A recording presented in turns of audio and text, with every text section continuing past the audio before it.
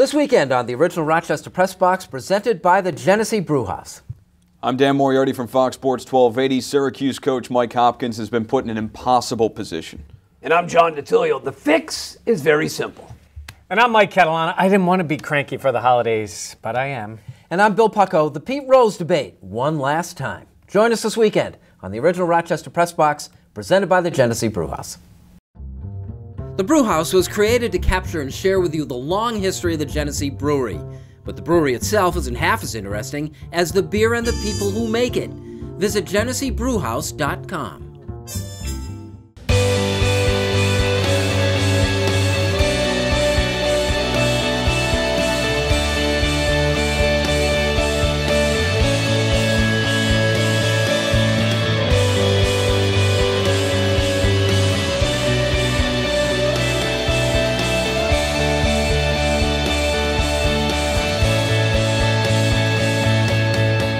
Hello, everyone, and welcome into the original Rochester Press Box, presented by the mighty Genesee Brew House. I'm Bill Pucko, joined by John DiTullio. So pumped to be here. Sit next to you, Billy, makes my day. I bet it does. Mike Catalana, co-hosting as always from 13 WHAM News, and the Jordan Spieth of Rochester Talk Radio.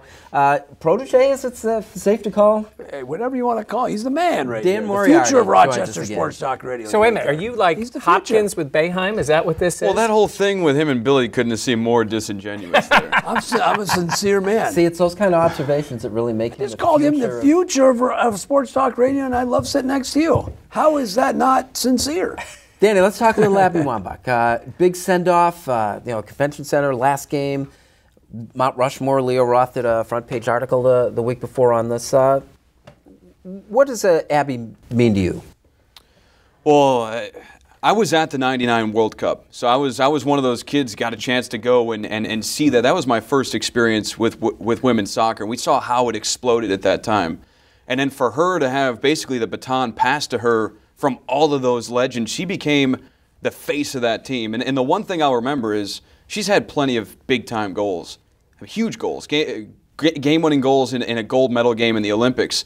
But the biggest one may have been the one against Brazil, just to keep them alive in that World Cup, because soccer had kind of taken a downturn at that time, whereas that brought it back to the forefront of our minds that this team was out there, that she was the face of it, and it kind of re-energized at least women's soccer in this country after it had it was only natural for it to dip after '99. That kind of brought it back, and now it's carried this momentum ever since into a gold medal and a World Cup. I get the feeling that her being from Rochester, we can't really overplay the significance Not of at all. her. No. I think she is the best at her sport. I think in women's soccer, I don't know who you're going to say is better. So if she's not the greatest of all time, she's in the conversation, and she is from here. So why not celebrate that? Plus, everything she's done off the field, she's a great spokesperson for that. She's a team-first person. You hear a lot of what she's saying now. Well respected by everybody. Look, I've been covering her games since she was in high school at Mercy. Yep. She has always been a person that we can be proud of watching her. And I would say, arguably, she's more successful in her sport than anybody we've ever had. She's the face of her sport. Other than Walter Hagen, we can't say that. I think she's an athlete, contrary to some of them today, who has a message. She has a purpose, and she's not afraid to speak her mind. And I think she's handled herself with elegance and class, and to be the face of your sport and to be the face of our town, and the way she's handled everything, and she hasn't forgotten where she's from. For me, I'm going to miss her because I remember covering her in Mercy. Yeah. I didn't know she was a great soccer player. She's a heck of a basketball player. Yeah. Then I went and watched her play soccer, and I go, she's unbelievable. But all the coverage, the DNC and the TV and everyone has given her, I love it, because this is it. After her match against China, so long to Abby. We won't not see her just again. Abby, but it's the whole dynamic. And it struck me when Leo put that article out on Rushmore that the other three guys, it was Hollander, Hagen, and Antonelli, are generations removed. Sure. We're going to go a long time before anybody from this area has that kind of impact, don't you think? Not even close. We've got Callahan, who was the captain of the Rangers, and you had Gianto, who won a cup. You got Jake, maybe? Yeah. Possibility? Possibly, but we got to see how his career unfolds. But I don't think anybody's even close. Who's a distant second? The two guys I just mentioned? Yeah, I mean people Jeff like Sluman for Jeff a while. Sluman, right? Who Sluman for Jeff a while. Sluman, right? Who you're talking about? People. Let's face it. It is an accomplishment to just become a professional or a star in your sport. And look at a guy like Brian Giunta. National championships and then playing and winning a Stanley Cup. And he's a really good player and been a captain. But we're not talking about a Hall of Fame player. As much as we all love Brian, Abby is the Hall of Fame. It's a different sport, different realm. And again, to John's point, this is it. I say we give her everything, have her be the send-off. And I think she handled this perfectly. Because if you look at the timing, she knew she was limited. She knew she was a limited player. She goes out now. She has already on the field somewhat passed the torch, let them go ahead and play. She gets her moment here, and then she can step aside and let them play in the Olympics. And again, I do think she's a team-first person. Yeah. This is the original Rochester Press Box presented by the Genesee Brew House. We're going to talk the NFL next.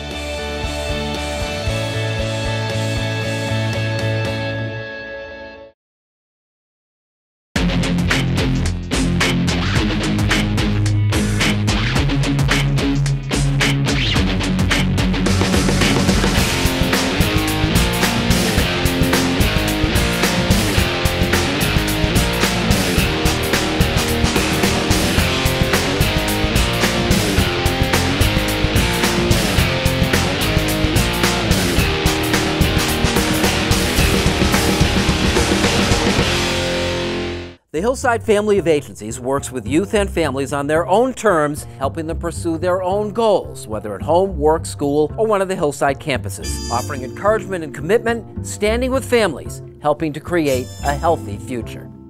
The Buffalo Bills Quote of the Week was brought to you by the Rochester Geico Office. Give the Rochester Geico team a chance to see how much you could save on all your insurance needs. Call or stop by the office on West Henrietta Road, open Monday through Saturday. Geico Rochester Quote of the Week. Rex Ryan again, John. What do you think? I love Rex, but he should just be quiet, right? Shouldn't he just be quiet? I mean, listen, the Pagulas thought they're getting more than an above-average coach. This whole season falls on the lap of Rex Ryan, simply put. He's let everyone down. This portion of the original Rochester Press Box, presented by the Genesee Brew House, brought to you by the Hillside Family of Agencies. The Bills have this game against Dallas this week, but rather than talk specifically about that, I want to get into, now that the Bills really aren't a factor, who do you root for? When the NFL playoffs come up, what are you thinking? Well, honestly, like a lot of people, I'm more of a person who kind of roots against certain teams. I don't want to see New England back in the Super Bowl again. I really don't. And I respect them immensely, but I'm tired of seeing them being in there. I'm kind of rooting for Cam Newton in Carolina. I like him. I always like John's team. I like to see the Packers do well. I know that was hard to say, Mike. No, it's not really. I mean, it's not. True. But, again, I'm a Philly guy. We root against people. You start by rooting against the Cowboys. Well, they're long gone. You root against the Giants, and they're gone. And then, I look at it that way. But I do root for a good story. And I think probably if New England was in there, it ends up still being a good story. But I think of it more that way. And I've found myself kind of rooting for Cam Newton a little bit this year. Danny, of all the guys on the panel, I think you're probably the biggest Bills fan per se. So where do you go now? I'm all over the Cam Newton train, just like Mike. Seeing what he's done, I mean, last year with the car accident, he's lost one game since that time. The one game against Seattle, at Seattle, the team that's been as good as anybody over the last 3 or 4 years. So I understand the concept of getting tired of these teams. It's funny watching Four Falls at Buffalo, hearing people talk about how tired they were of seeing the Bills lose in the playoffs and losing the Super Bowl. But it's kind of the same deal with getting tired of seeing these teams win, whether it's Seattle being in there the last 2 years or the Patriots just getting in there over the time after time after time over the last decade plus. And I've fallen in love with this Carolina team.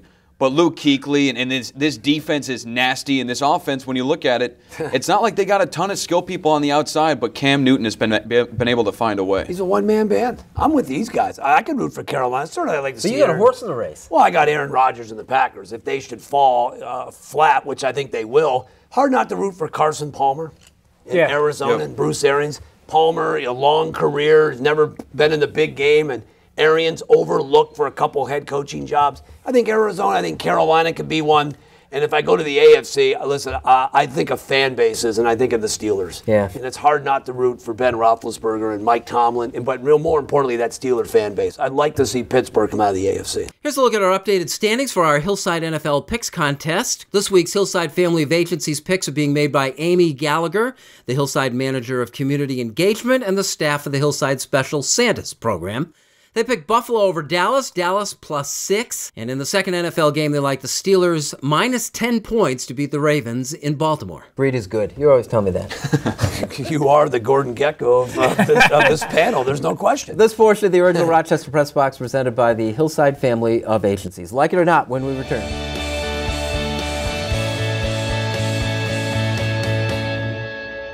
As we go to break, it is time for the Turnbull Heating and Air Conditioning Trivia Question of the Week. When you're searching for a local heating and air conditioning contractor, look no further than one of the most reliable teams in the area at Turnbull Heating and Air Conditioning. Is called Turnbull at 343-2005.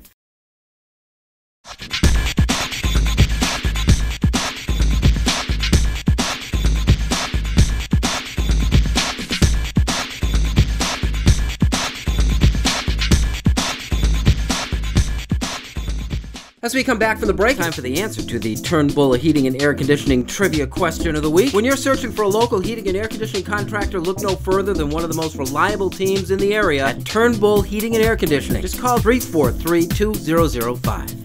See New York in a whole new way. Amtrak is offering a 15% discount for all travel inside New York State and to Montreal. Visit Amtrak.com for the See New York discount. Safe, comfortable, affordable, and easy. Amtrak. Enjoy the journey.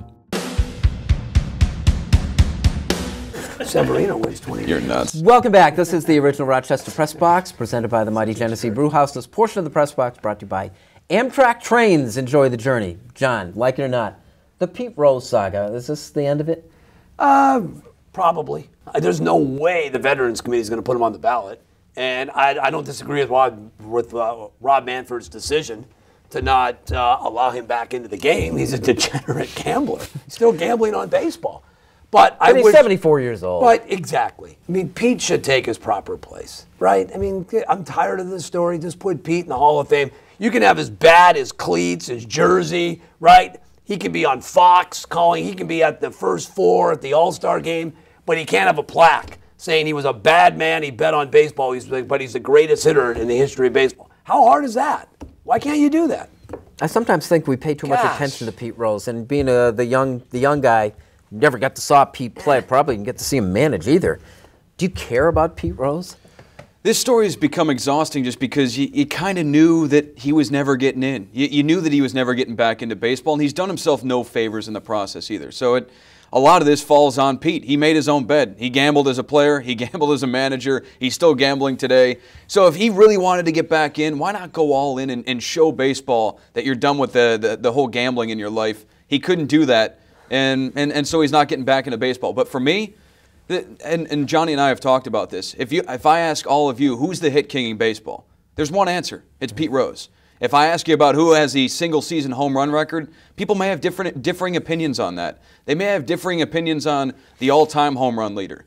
There's only one hit king. Yeah. It's Pete Rose. He'll always be recognized for that. That is so well put. But he talks about, Pete Rose having become the bigger guy. Can't baseball become bigger than this and just say... Well, it could be, but I mean, look at him. He's pitiful. And he's sitting, he's in Vegas with his hit king thing, talking about how he still gambles. And if he would have owned up to things years ago, he would already been in. But you know what? There's a part of me that believes he benefited from this. I mean, other guys who were better players than him, like, say, Johnny Bench, gets put in the Hall of Fame and then is kind of forgotten about. Pete made money off of this, lived off of this. He didn't get that prize that he wanted, but he became the guy always on that outside looking in that should have been there. I'm tired of the story. I'm tired of him. I think he's kind of a pitiful figure now. I've seen him in Vegas sitting in something with his head down signing things. He's not exactly, and now all of a sudden he's playing the grandpa card saying, oh, my grandkids want to see me in the game. I'm tired of Pete. Go away. He had his chance. He blew it. That's not the first time I feel myself feeling sorry for him. I love him. I was always that way. But but MLB then should cut ties with DraftKings then. which the 27 All right. teams. Okay, but here's my gambling. argument I'll make with that. You can't. You can, but DraftKings is not a guy in the game. But it's a betting gambling on the game. website. It is. You would agree with But there's that, a though. difference between DraftKings and a manager or player in the game Well, betting on games. No, but I don't want him back managing. I would love to see him as a roving hitting instructor. How harmful is that? Hey, by the way, I got a great tip for you. Is that what he's going to do? Right? But it is- I got a but great Danny- tip for you. By the way, I like the way you're swinging the bat. I'm going to lay some money when you start. But Danny, it's a little hypocritical, Come on. right? To have these dynamics. It is, but I understand Mike's point. I mean, he had an impact. He's in the He's game. in the game and he's managing. So it's a little bit So different. players can't play DraftKings is what you're saying then?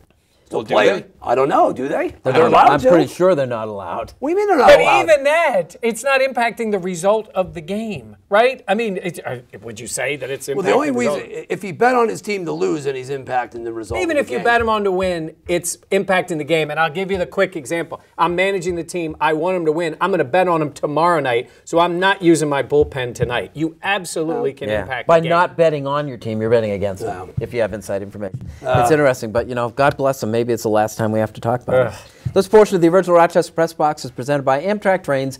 Enjoy the journey. Unfinished Business is next.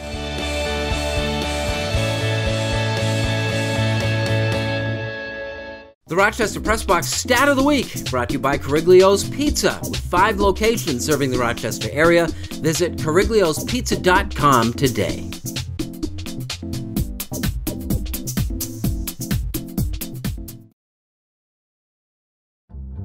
Introducing Dunkin's new sweet black pepper bacon sandwich with double the slices of caramelized crispy pepper bacon. It is the bacon experience you've been waiting for. Bacon up! America runs on Dunkin'.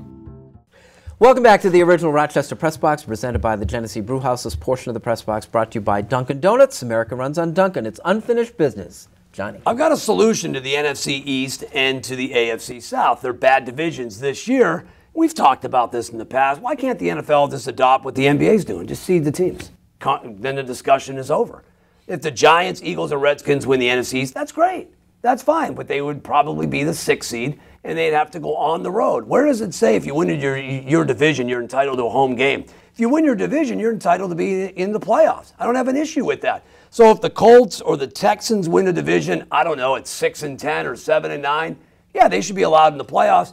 Just go on the road. This would answer every question about the NFL and about bad teams getting a home playoff game. Just do that. All the sports do it the other way. Everyone does it. The NBA just adopted it. It's fantastic. So are you going to make the rule that if they just have a better record or if the team is below 500? Because you could be in a division No, you just where seed the them. teams are all very good and it's a much tougher division and somebody wins I'm it seeding at top. 9-7. Just top through. I'm going to seed 1 through 6. So you're gonna. But I'm saying is you could play in a division where everybody's good and you finish 9-7 and you lose out to a wild card team that might have played in a lousy division and won You're not 10 pitching games. the Eagles, right? No, I'm saying in terms of like how are you going to differentiate? Because nobody would complain if a division winner was 9-7 or 10-6 and another team was 11-5. I don't have a listen. It's the under 500. The Packers have been on the road in the past when they were 12-4, and so they were in a brutal division with 3 teams in the playoffs, and they were 12-4 and had to go on the road for the wild card weekend. So I don't know. I just seed 1 through 6.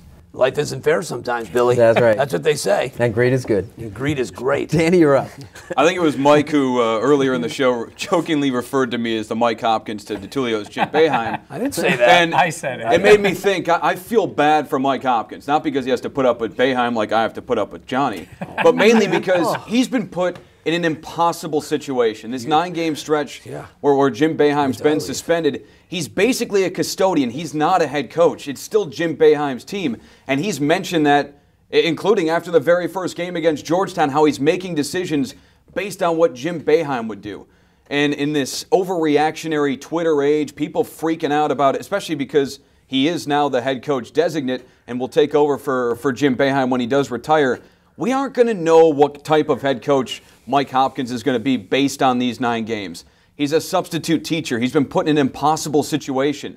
I can't sit here and start to panic like some of the people out there have been because the team has struggled. This is a flawed team. It's a flawed situation. When he actually becomes the head coach and can put his stamp on this team and actually have that sort of control, then we'll know what type of head coach Mike Hopkins is going to be. I mean, I know from filling in for this guy over here. What's that? You're kind of the... like I said before, you are the custodian. You're kind of just trying to keep it going the way that he would do it. I feel the same way on Bob Matthews' show, and Mike Hopkins is in that situation now. It's an impossible situation. It was basically a lose-lose from the start. We won't know what type of head coach he'll be until he becomes the head coach. I just love the fact that you became Boeheim right there. I'm Boeheim. Listen, when you fill in for, you can do your own show. All right. Hey, I want to go back to football. And I didn't want to be cranky as we head into the holidays, but one thing is bothering me, and it bothered me when I was down in that game in Philly, and it's not just him, but he seems to be the symbol of it. I'm tired of seeing Ed Hockley. I am tired of hearing Ed Hockley. I'm tired of seeing and hearing the officials. And I know we can't fix everything with officiating. I know we've talked about it a million times, but one thing we can fix in the NFL, no more referees running under the stupid hood to try to figure out a play. The NFL needs to fix that. Do it the way they do it for some other plays. Oh, I don't know, like scoring plays and turnovers, and let it be done upstairs. I am tired of seeing and hearing from the officials. They've had a terrible year. More of them is bad. We already got them in the booth. We've got the guy on Fox. We've got Mike Carey up there who sounds like he's scared to death to say anything during the broadcast. The refs have had a bad year. Less of them is good. Take away some of their responsibility. They don't deserve it. Not being cranky, I think we all agree with that one. Very good. That's a great take, Mike, and you're not cranky. Original Rochester Press Box, this portion of it being brought to you by Dunkin' Donuts. America runs on Dunkin'. Johnny, thank you very much. Great show, Billy. Mike, thank you. Sure. Good to have you back, Danny. Good to be back. I can't imagine what this show today is going to be like between you two. Thank you for joining us at the Original Rochester Press Box, presented by the Genesee Brew House. We'll see you again next week.